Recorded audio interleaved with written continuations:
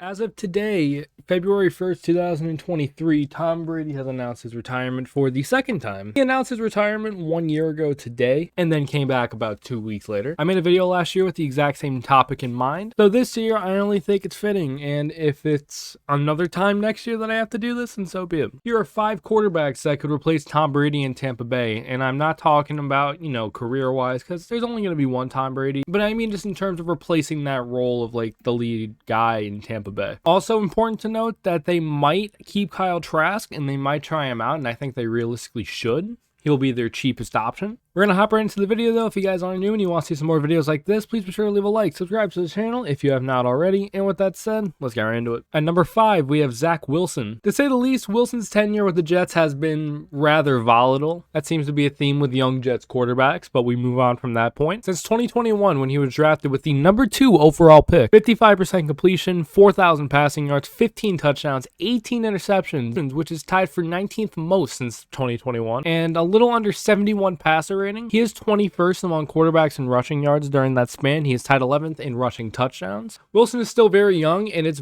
very, very obvious that his time as a Jet is coming to a close. I think they do trade him. If they did trade him for Tampa Bay, I feel like it would make sense for both sides, because the Jets are either going to draft someone this year or they're going to try to rock with Mike White. Regardless, though, it would be a fresh start for both teams. At number 4, we have Gardner Minshew. Minshew is currently backing up Jalen Hurts in Philadelphia. He started a couple of games this year. I'm not going to count that. I'm going to count the time where he was a consistent starter in Jacksonville. In Jacksonville, he threw over 63% completion, over 5,500 yards, which was 23rd in that span, 37 touchdowns, which was 20th in that span, 11 interceptions, and a 93.1 passer rating, which was 17th in that span. He ranked 11th among quarterbacks in rushing yards during that span as well, but did have 18 fumbles and 11 of them being lost. I think as a consistent starter, I think Minshew could be a good option. I think he could be an even better option. Let's say that whole old line comes back. They still have Evans, they still have Godwin, they still have Fournette. It's a really good supporting cast still, and Minshew's a free agent this year. So I could definitely see them signing Minshew to a 2-year prove-it deal. And I think he could have a good opportunity to shine in the Sunshine State. Ha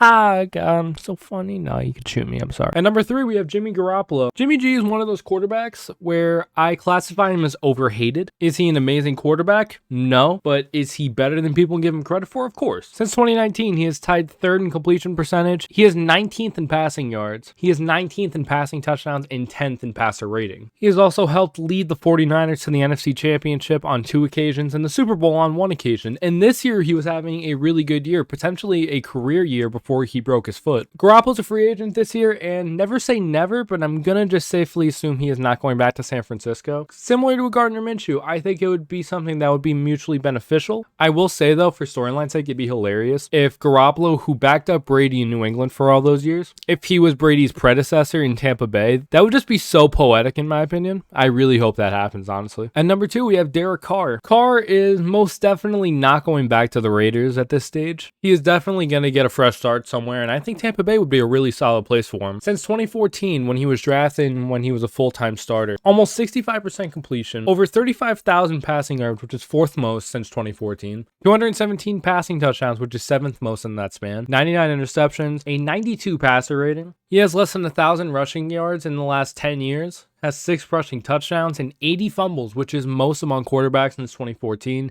and 34 loss, which is most since 2014 for anybody. As much as I hate on Derek Carr, I do believe he can be a serviceable quarterback somewhere. Put him in the right situation. I think Tampa Bay would be that right situation. It would be through a trade because he is still under contract and he's getting $40 million a year. Raiders can get a really nice return for him. I think it could be a win-win. Do I think they're Super Bowl contenders? No. But they would still be a relatively solid playoff team. And therefore, I think that, if they can, I think they should try. And at number 1, we have Aaron Rodgers. I had Rodgers at number 1 on last year's video as well. Rodgers did have a big down year, but to his credit, he did have BearsLoseAgain as wide receiver 1. Since 2010, though, he has still been one of the best quarterbacks in all of football. Over 65% completion, which is tied 17th in that span. Over 50,000 passing yards, which is 3rd. 416 passing touchdowns, which is 2nd most. 84 interceptions, a 104.7 rating, which is 3rd. He is also 5th among quarterbacks in rushing yards. He is tied 3rd in rushing touchdowns among quarterbacks, but he does have 69 fumbles, which is 10th most among quarterbacks in that time. Tampa Bay would have to give up a lot to make this happen, but it would keep him at that contending stage for a little while longer. This isn't something that's completely unrealistic too, because I don't